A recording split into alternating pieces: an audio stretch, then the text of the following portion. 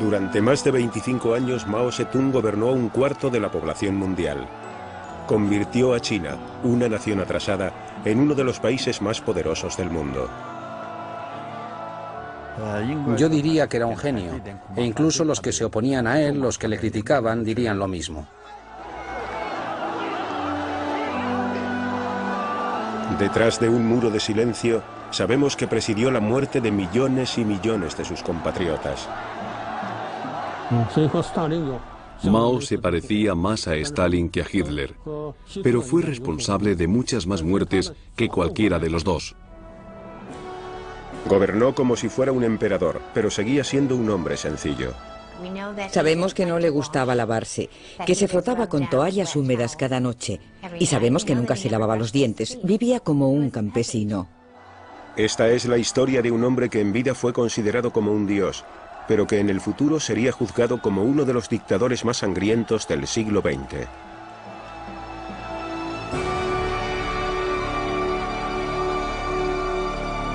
Mao Zedong.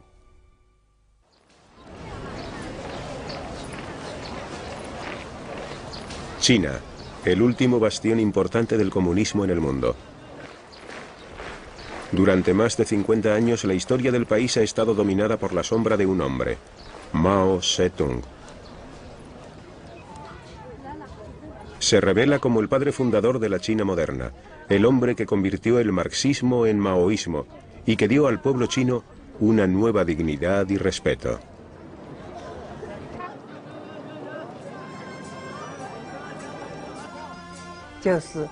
La gente creía que Mao Zedong les traería la felicidad. Hay una canción popular llamada El Este es Rojo, que dice: el Este es rojo, el sol es reciente, Mao Zedong ha aparecido en China.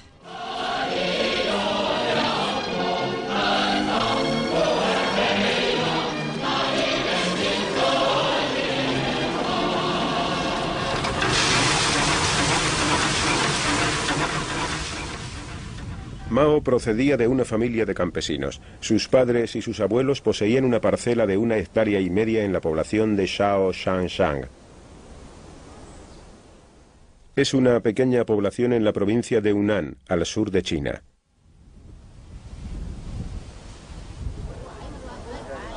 Fue aquí, en esta casa que ahora es un museo, donde nació Mao el 26 de diciembre de 1893.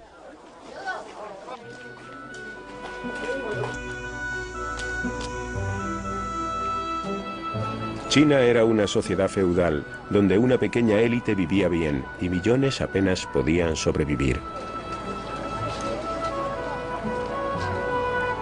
En las ciudades se extendió la adicción al opio. En el campo, los señores feudales gobernaban como si fueran reyes e imponían salvajes impuestos. Las revoluciones campesinas eran frecuentes y se las reprimía cruentamente. La vida era dura y brutal.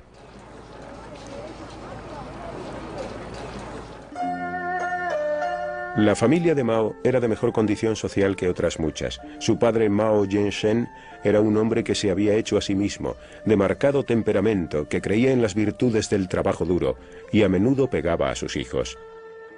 Mao y sus 2 hermanos pequeños eran más felices junto a su madre Wen Chi-mei, una budista analfabeta pero entregada que intentaba protegerles.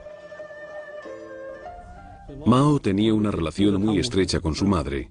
Pasaba mucho tiempo discutiendo con su padre y en sus últimos años, cuando fue a visitar la tumba de sus padres, Mao dijo que su madre había sido mucho más importante para él de lo que fue su padre. A la edad de 6 años, el joven Mao ya trabajaba duro durante horas en los campos de su padre. Recibió una corta educación y para cuando cumplió los 13 años ya trabajaba a jornada completa en la granja de su padre. Cada vez era más impaciente. No tenía educación, pero tenía una ambición que él ignoraba. Y esta era una muy buena combinación. No sabía qué hacer consigo mismo, pero siempre tenía un apetito voraz por la lectura y un espíritu de aventurero radical. Cuando tenía 14 años, su padre arregló su matrimonio con una muchacha de la localidad, pero Mao por aquel entonces ya sabía que quería escapar de la vida local y nunca la aceptó ni vivió con ella.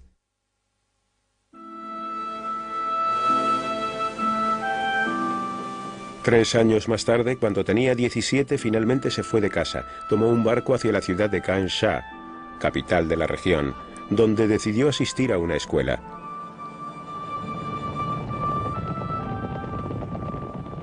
Casi inmediatamente se vio envuelto en una revolución. Durante años, China había estado gobernada por una monarquía corrupta e incompetente. El país se desmoronaba. La monarquía fue derrocada por el movimiento republicano moderno dirigido por Kuomintang, o el Partido Nacional. Mao se unió a la agitación, aunque en Changsha había una calma relativa. Se apuntó a la Universidad de Magisterio y como gesto de apoyo hacia la revolución se cortó la tradicional coleta china, gesto que hasta entonces había sido considerado como un delito capital. Había bandas armadas y bandidos. Era una época en que una juventud patriótica vagaba por toda China.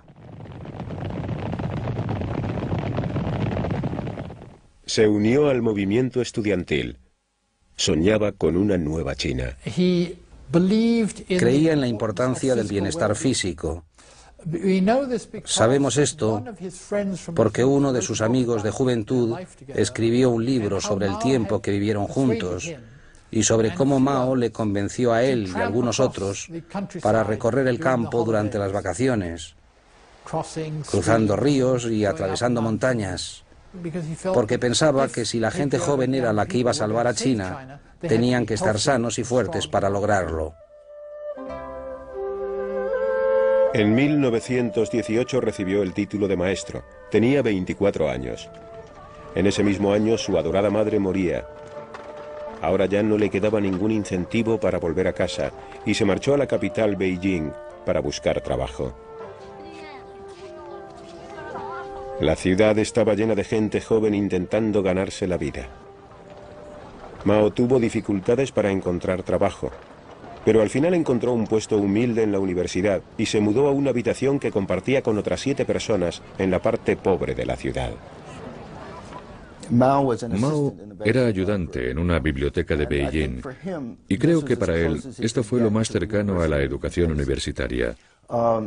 Los estudiantes, los otros estudiantes, le trataban con desprecio. También el nivel de este puesto le frustraba enormemente. Fue en ese momento, al mezclarse con los estudiantes, cuando Mao oyó hablar de la revolución comunista en Rusia y se quedó fascinado.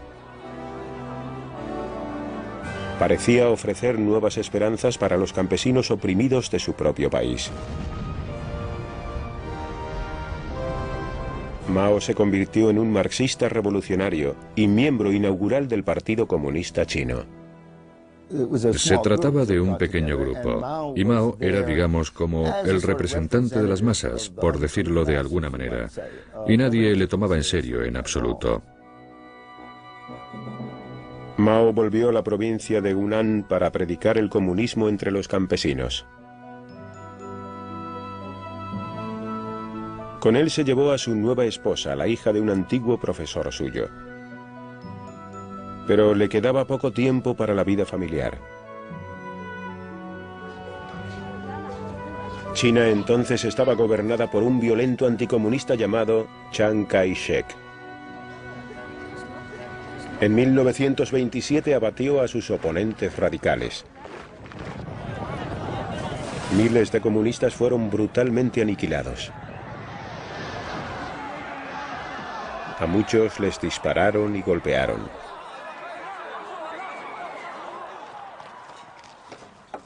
Mao huyó junto con su familia y un grupo de lucha comunista a las inaccesibles y lejanas montañas de Jiangxi, al sur de China, un lugar que él conocía desde su juventud.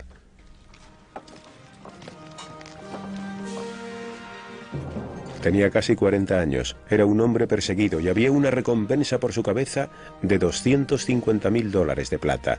Iba a erigirse como la figura revolucionaria más importante de China.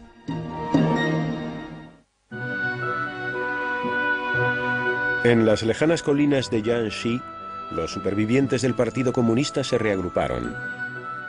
Mao y sus camaradas eran proscritos con un precio por sus cabezas. Tomaron las tierras y empezaron a construir una base militar. A finales de los años 20 ya habían conseguido una estable cantidad de seguidores. Mao estaba en su elemento, le encantaba el movimiento, el peligro y la emoción continuos. Pero sabía que el gobierno de Chiang Kai-shek no tardaría mucho en atacar. Mao y otros comunistas se dieron cuenta de que habían construido un ejército poco a poco y con mucha dificultad, porque los campesinos no querían ser guerreros, solo querían ocuparse de sus tierras, cuidar a sus familias. Y a Mao le resultó muy difícil formar un ejército, pero paulatinamente sí que lo logró en diversas bases militares, y esto suponía una amenaza. Mao estaba aprendiendo a ser un organizador hábil y despiadado, aunque lo ocultaba detrás de una fachada de carácter encantador. Mao rezumaba una especie de sencillez básica. Llevaba ropas humildes. Su ropa estaba llena de quemaduras de cigarrillos. Se rascaba en público. Hacía todo tipo de... cometía todo tipo de vulgaridades encantadoras. Y esto hacía que la gente se sintiera muy a gusto, e incluso a veces superior a él. El comunismo se había convertido en una amenaza que el gobierno no podía ignorar. Y en 1930, Chiang Kai-shek atacó. Los comunistas eran muy inferiores en número y en armas, y si confiaban en las tácticas militares convencionales, serían aniquilados. Fue entonces cuando Mao escribió su famoso Tratado Militar de Guerrillas. Nunca dejes que el enemigo tome la iniciativa. Retírate cuando avance. Ataca cuando descanse.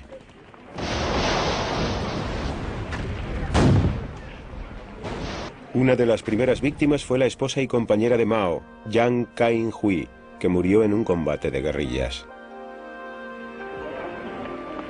6 meses más tarde, cuando las tropas del gobierno se acercaron, Mao se volvió a casar. Su nueva esposa era una guerrillera llamada Hol Shei-chen, pero fue un matrimonio que vivió en constante fuga.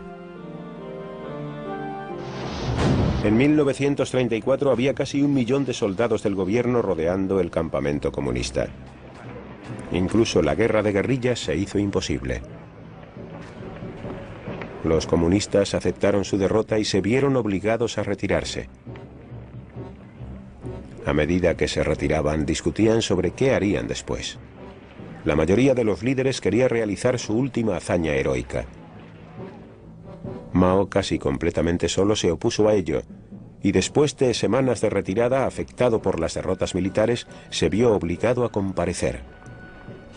Eligió justo el momento oportuno, cuando todo el mundo estaba harto. Habían recorrido cientos y cientos de kilómetros sin saber dónde iban, y él vio este momento como la oportunidad de llevar a cabo una confrontación y convertirse en el líder. Fue una confrontación histórica, el momento en que Mao se convirtió en el líder incuestionable. Partiendo desde el sur, desde Jiangxi, en la mayor retirada de la historia militar, un viaje de unos 10.000 kilómetros atravesando China hasta Shanxi en el norte. Fue conocida como la Larga Marcha. Los ataques que recibían los soldados comunistas eran constantes durante todo el viaje, y el precio a pagar fue alto. De las 100.000 personas que partieron, solo sobrevivieron menos de 20.000. Pero la larga marcha salvó a los comunistas de una muerte segura y convirtió a Mao en una leyenda viviente. En la escuela aprendíamos cómo Mao y el Ejército Rojo escalaban montañas nevadas y las cruzaban. Eran muy heroicos. Sacrificaban sus vidas por China y también por la liberación del pueblo chino. Por supuesto. Un año más tarde, en 1936, el líder comunista se refugió en la aislada ciudad del norte de Yenan, demasiado lejana para que las fuerzas del gobierno les alcanzaran. Entonces, igual que ahora, Yenan era una ciudad pobre dedicada al comercio y rodeada por escarpadas montañas, y olvidada por los sucesivos gobiernos. Mao y los demás líderes comunistas instalaron sus viviendas en las cuevas típicas de la región. A medida que el rumor de que había creado una nueva base se extendió, nuevos seguidores se añadían, atraídos por su fama de proscrito. Mao podía llegar a la gente tanto a nivel individual como a nivel colectivo. Era un gran comunicador. Pero también tenía una cierta habilidad para escoger el lugar donde contar su historia. En Yenan especialmente, lo hacía fuera de la ciudad, con las cuevas donde vivía la gente a sus espaldas. Y el estado primitivo de estas cuevas implicaba que había una necesidad de renovarlo todo. El sonido de los caballos, el ruido de los equipos militares, los gritos de los soldados en la distancia, hacían, especialmente para la gente joven que llegaba a Yenan, que todo resultara mágico.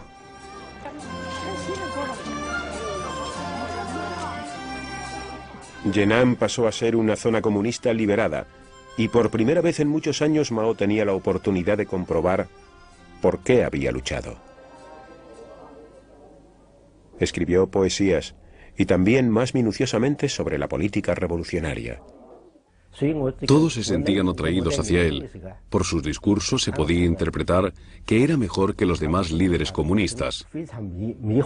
Los otros se habían formado en el frente o en Rusia, de modo que su nivel intelectual era diferente y no podíamos entenderles fácilmente.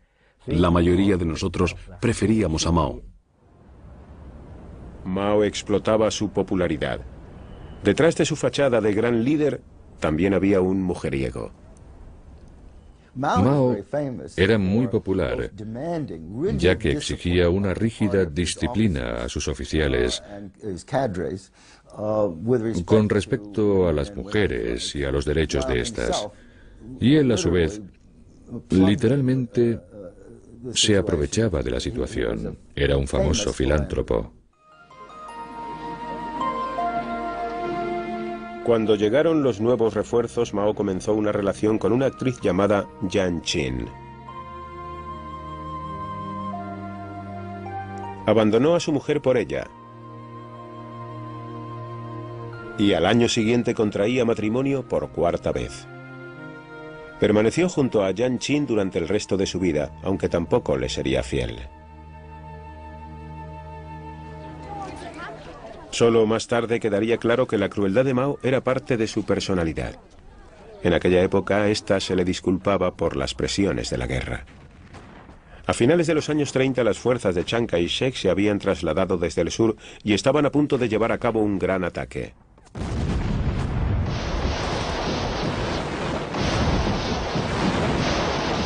La ayuda llegó de un lugar inesperado. El antiguo enemigo de China, Japón, invadió China, cometiendo verdaderas atrocidades entre la población civil.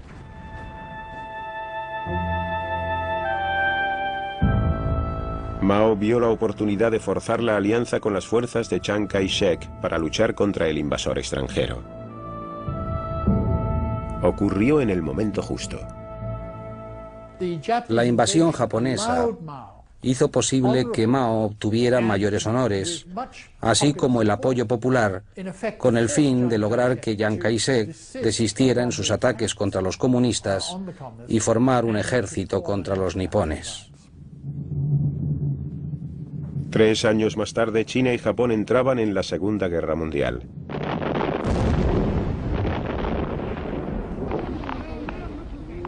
Estados Unidos envió refuerzos y consejeros para ayudar a Mao a luchar contra los japoneses. Al final de la guerra, gracias a la ayuda norteamericana, los comunistas eran más fuertes y estaban mejor equipados que nunca.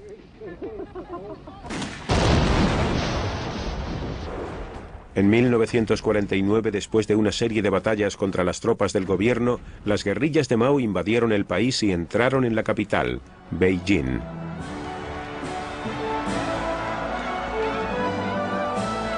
La revolución campesina había triunfado. Estados Unidos había ayudado sin saberlo a uno de los líderes comunistas más importantes del mundo. Mao tenía 55 años y era el líder de guerrillas de mayor éxito del siglo XX, pero tendría que enfrentarse aún a mayores retos.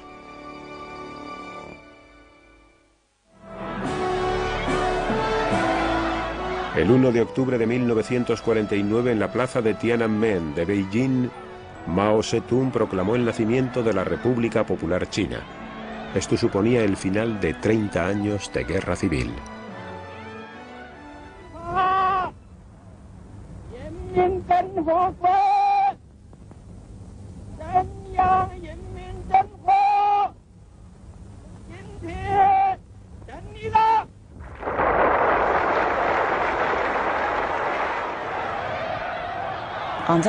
Ese día se nos pidió que fuéramos a la plaza de Tiananmen.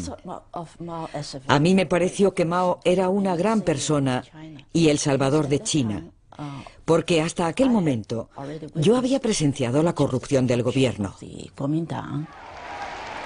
Por eso le admiraba mucho y por eso llevé a mis compañeros de la universidad.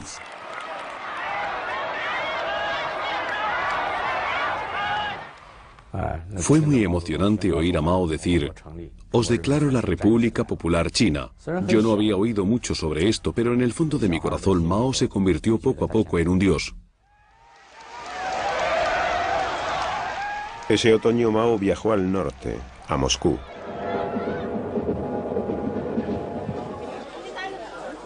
Era su primer viaje al extranjero y no sabía lo que le esperaba. Pero estaba impaciente por introducir a China en el siglo XX y esperaba que su aliado más importante, la Unión Soviética, le ayudara. El líder soviético Joseph Stalin le estuvo dando largas durante semanas, y cuando al final los dos líderes se encontraron, sus relaciones no fueron buenas. Stalin tenía poco interés por China y Mao se sentía decepcionado por la forma tan superior en que éste le trataba. A pesar del caluroso recibimiento, Mao abandonó Moscú desilusionado con su aliado soviético. China tendría que solucionar sus problemas sola. De vuelta a casa, mantuvo su promesa hacia los campesinos y anunció un programa de reforma de tierras.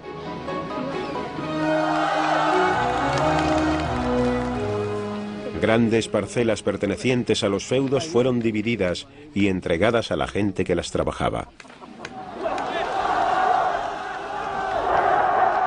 Los señores feudales fueron humillados públicamente.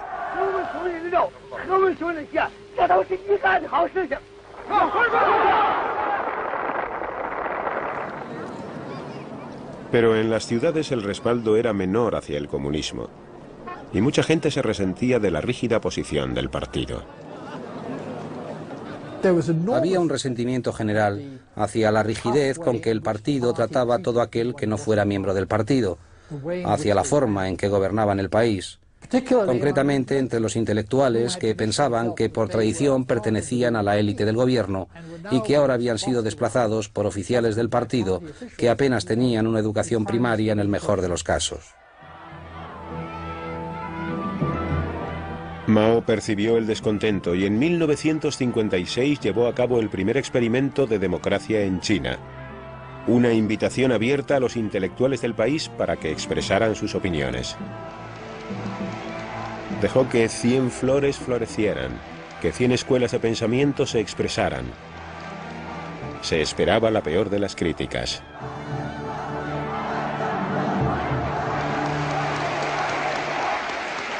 Mao lanzó la campaña Dejar florecer 100 flores con la creencia de que esto daría la oportunidad tanto a los intelectuales como a los estudiantes de expresar sus críticas y esto les dejaría felices y satisfechos. Y realmente pensaba, tampoco lo hemos hecho tan mal en los últimos 7 años, así que ¿por qué vamos a esperar unas críticas fuertes? Pero había malinterpretado el sentimiento general. Aparecieron grandes carteles que criticaban al Partido Comunista, y a Mao le afectó mucho la severidad de los comentarios. Mao estaba muy nervioso. A medida que aparecían más y más carteles, cada vez estaba más intranquilo, y uno de mis amigos, que era su secretario, incluso me dijo que había enfermado debido a la preocupación. Fue la última vez que Mao consultó al pueblo chino. Al cabo de poco tiempo abatiría cruelmente a aquellos que se atrevieron a manifestarse.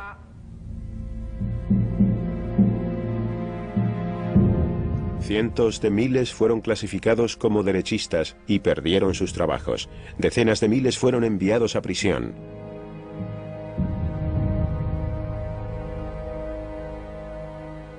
Uno de ellos era el periodista Liu Binyan, que sugirió que el Partido Comunista debería ser más responsable.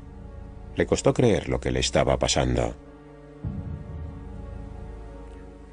Me declaré culpable porque no podía pensar que Mao se equivocaba, y pensé que era yo el que me equivocaba. Durante 2 meses mi periódico escribió artículos denunciándome. Pensé que estaba acabado, y fui enviado a trabajar al campo.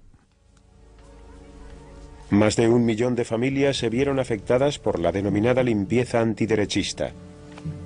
La mujer de Liu Binyan no vio a su marido durante años. Cuando Liu Binyan fue tachado de derechista, me afectó mucho y me quedé dividida, digamos, en 2 personas. Pensaba que Mao no podía equivocarse. Luego, era yo la que me estaba equivocando.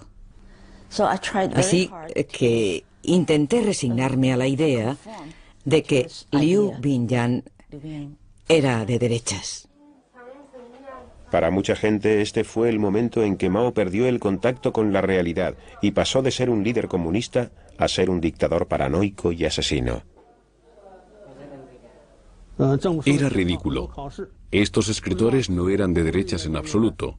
Un amigo mío que estaba en una reunión y no dijo nada, pero que se tocó la cabeza, por eso era de derechas. ¿Por qué? Le dijeron que al tocarse la cabeza lo que estaba indicando era que si hablaba le iban a cortar la cabeza, así que por eso ya era de derechas.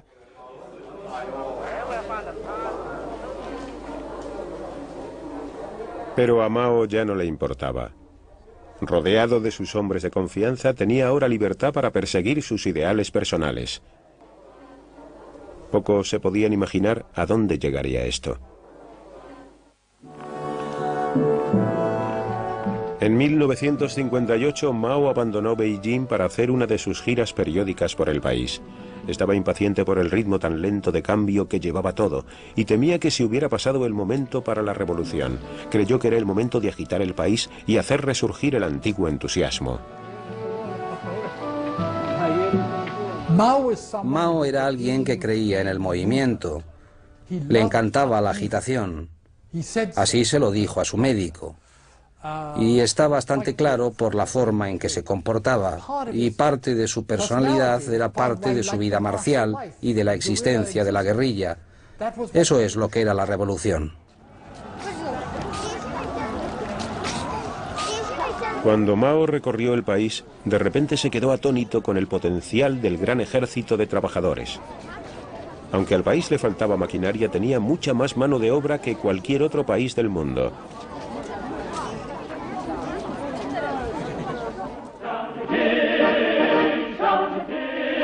Ese verano habló de pasar a la acción y lo llamó el Gran Salto Adelante, una movilización masiva de millones de chinos.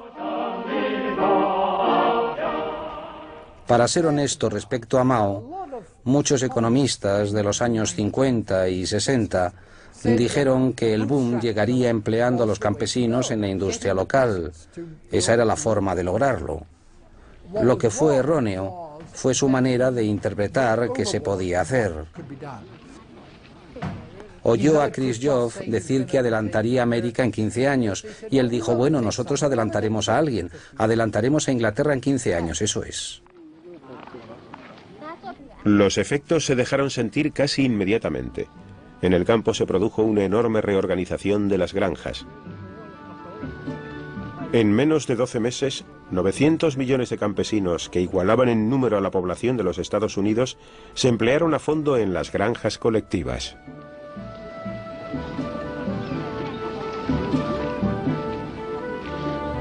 Se esperaba que la producción de grano se cuadruplicara. Pero los planes de Mao eran incluso más ambiciosos. El país tenía que producir más acero. ¿Por qué no tenían los millones de chinos que ayudar al país a avanzar y a industrializarse de la noche a la mañana? Se publicó un decreto y el país se convirtió en productor de acero. Ese año el cielo nocturno era de color naranja, ya que millones de diminutos hornos se construían en cada ciudad y lugar de trabajo. Mucha gente no tenía nada que echar al horno. Íbamos a las casas de nuestros amigos para recolectar metal, pero luego ya no podíamos encontrar ni una pizca de metal.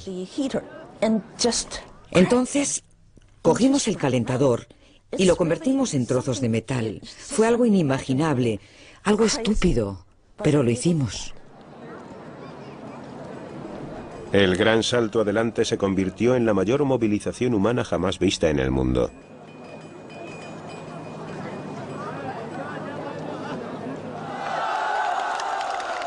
Los informes reflejaron un enorme crecimiento de la producción.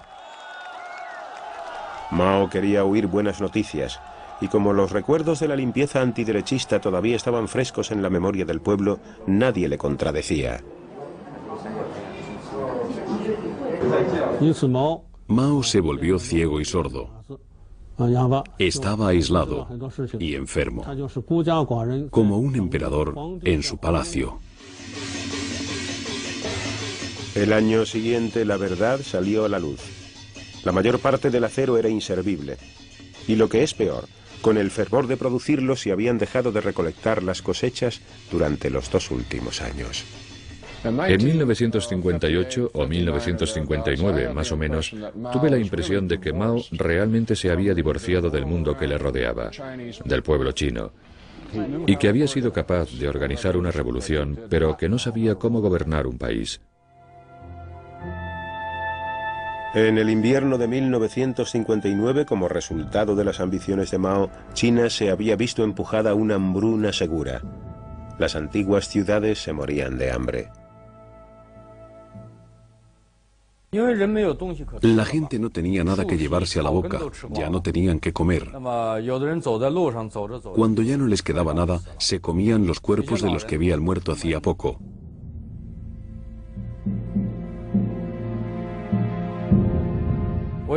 Voy a contarles una historia real. Un marido le dijo a su mujer, si todos nosotros intentamos sobrevivir, ninguno lo conseguirá. Voy a darte mi comida, y cuando yo muera quiero que te comas mi cuerpo y que críes a nuestro hijo.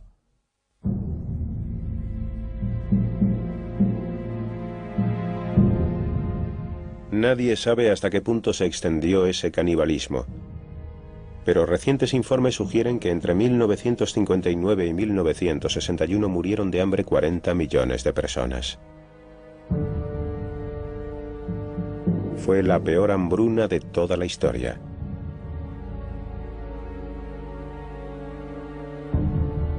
Pero se le ocultaba a la nación el nivel del desastre. Solo los líderes comunistas conocían la realidad. Mao fue dejado de lado, y su oponente Yu Shaoxi, un político pragmático, se hizo cargo del país.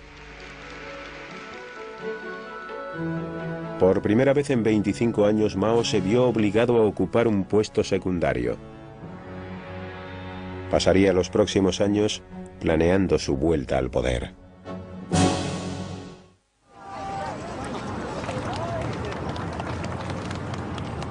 En 1966, Mao, a la edad de 73 años, se dio un baño al que se le dio mucha propaganda en el río Yangtze. Durante años observó consternado cómo el líder chino desmoronaba su revolución. Ahora era el momento de volver al panorama político, y esta fue su forma de decir: miren, he vuelto.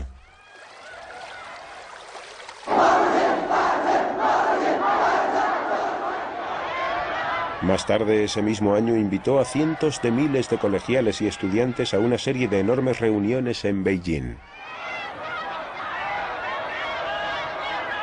Calculó que los jóvenes no sabrían nada sobre la hambruna y que todavía seguiría siendo un héroe nacional para ellos. La gente sentía pasión por Mao. Se emocionaban mucho con él. Pensaban que era perfecto. Acudían a estas reuniones, permanecían de pie, esperando durante horas a que Mao apareciera, y le saludaban mientras él desfilaba. Los pensamientos de Mao aparecieron publicados en un libro rojo a principios de los 60, creando una especie de histeria entre los jóvenes. Había publicaciones todos los días en los periódicos promocionando a Mao y al Partido Comunista. Decían que era el salvador del pueblo chino. Su imagen estaba presente en todas nuestras vidas, por todos los sitios. Cualquiera que tuviera la oportunidad de estrecharle la mano, ya no se la lavaba. No se lavaba la mano durante semanas, y todo el mundo quería tocarle la mano a aquel que hubiera podido tocar la mano del gran Mao. Mao estaba convencido de que el líder de la nación estaba reintroduciendo el capitalismo.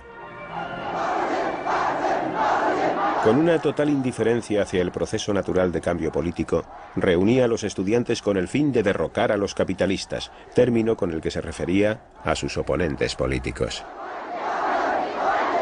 China dio la bienvenida a lo que luego se llamó la Gran Revolución Proletaria Cultural. Mao era un gran manipulador del proceso político. Estaba creando el caos intencionadamente con el fin de retomar el poder del partido. No estaba loco.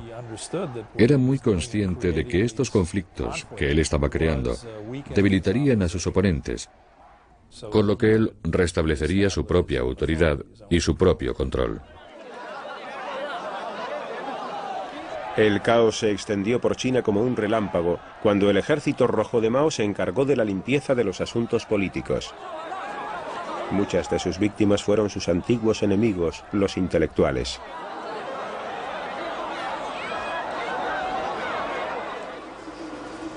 Chen Yixi se atrevió a escribir una carta a Mao exigiéndole una mayor democracia. Me detuvieron y denunciaron cientos de veces. Me golpearon 3 veces brutalmente.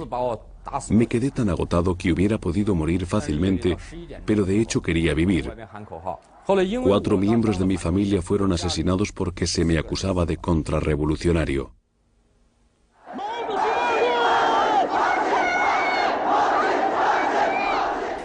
Hubo familias destruidas, padres separados de sus hijos.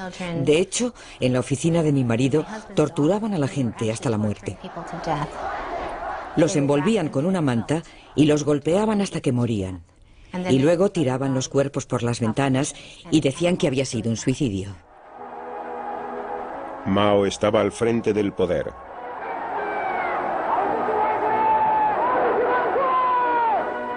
En una reunión del Partido Comunista en 1969 recibió una bienvenida histérica por parte de sus seguidores.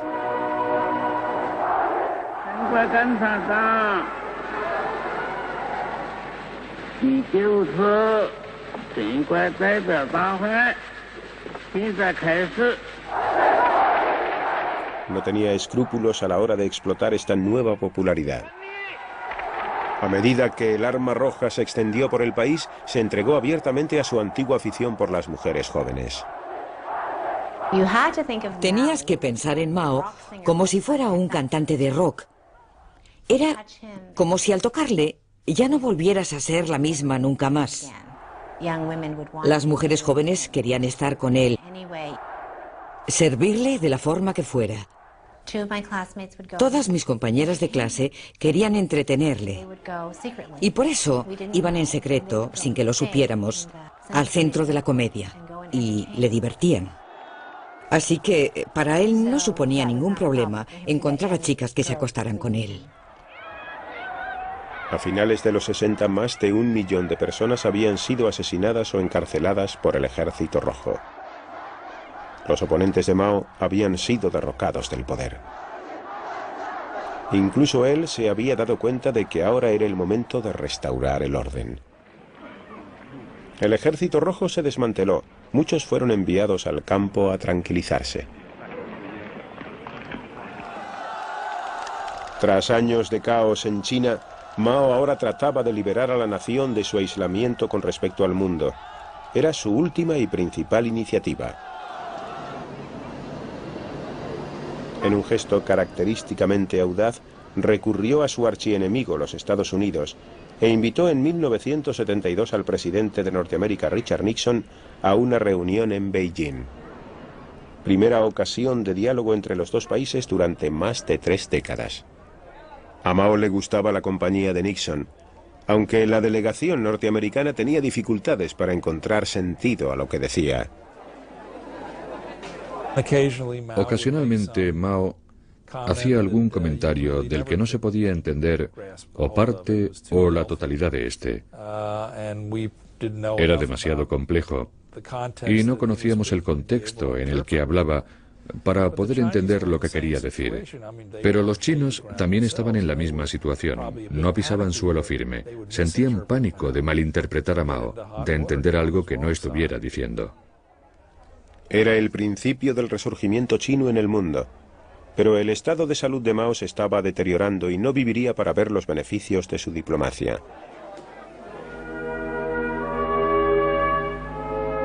El 18 de septiembre de 1976, Mao moría a la edad de 83 años.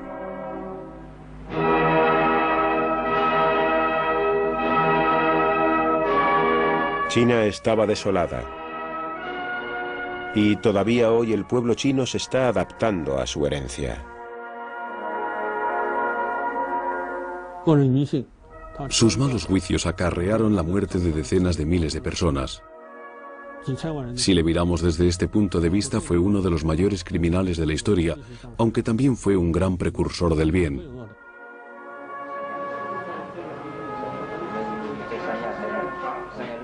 Había 2 caras en el carácter de Mao, y sin él la revolución no hubiera sido posible. Pero también era horrible y cruel. Era al mismo tiempo un monstruo y un genio.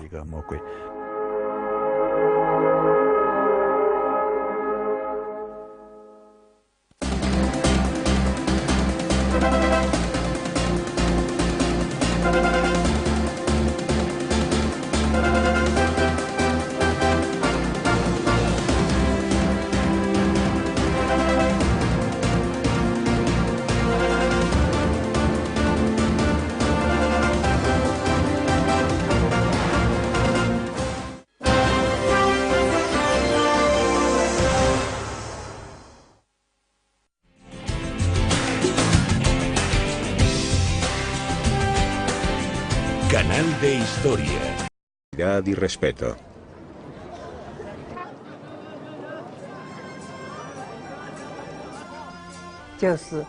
La gente creía que Mao Zedong les traería la felicidad.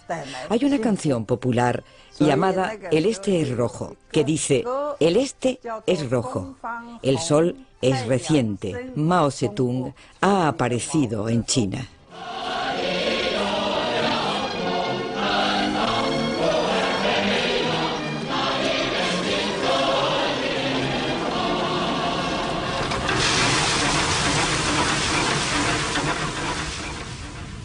Mao procedía de una familia de campesinos. Sus padres y sus abuelos poseían una parcela de 1,5 hectáreas en la población de Shaoxanshang. Es una pequeña población en la... Húmedas cada noche, y sabemos que nunca se lavaba los dientes. Vivía como un campesino. Esta es la historia de un hombre que en vida fue considerado como un dios. pero que en el futuro sería juzgado como uno de los dictadores más sangrientos del siglo XX.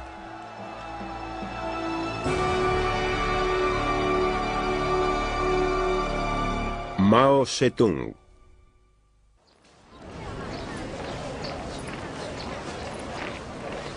China, el último bastión importante del comunismo en el mundo.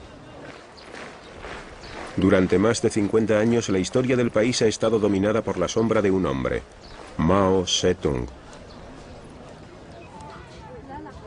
Se revela como el padre fundador de la China moderna, el hombre que convirtió el marxismo en maoísmo y que dio al pueblo chino una nueva dignidad. Durante más de 25 años Mao Zedong gobernó a un cuarto de la población mundial.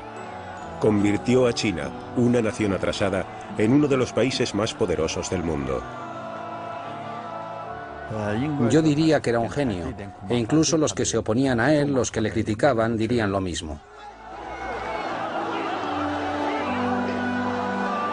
Detrás de un muro de silencio, sabemos que presidió la muerte de millones y millones de sus compatriotas. Mao se parecía más a Stalin que a Hitler, pero fue responsable de muchas más muertes que cualquiera de los dos. Gobernó como si fuera un emperador, pero seguía siendo un hombre sencillo. Sabemos que no le gustaba lavarse, que se frotaba con toallas. La vida era dura y brutal.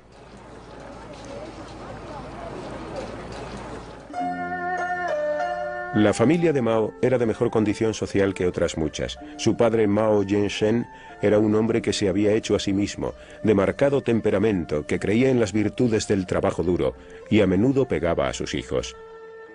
Mao y sus dos hermanos pequeños eran más felices junto a su madre Wen Chi-mei, una budista analfabeta pero entregada que intentaba protegerles. Mao tenía una relación muy estrecha con su madre. Pasaba mucho tiempo discutiendo con su padre y en sus últimos años, cuando fue a visitar la tumba de sus padres, Mao dijo que su madre había sido mucho más importante para él de lo que fue su padre. La provincia de Hunan, al sur de China.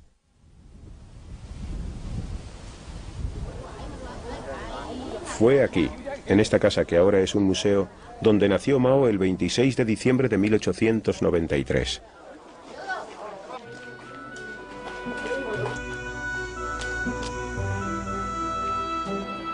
China era una sociedad feudal, donde una pequeña élite vivía bien y millones apenas podían sobrevivir. En las ciudades se extendió la adicción al opio. En el campo, los señores feudales gobernaban como si fueran reyes e imponían salvajes impuestos. Las revoluciones campesinas eran frecuentes y se las reprimía cruentamente.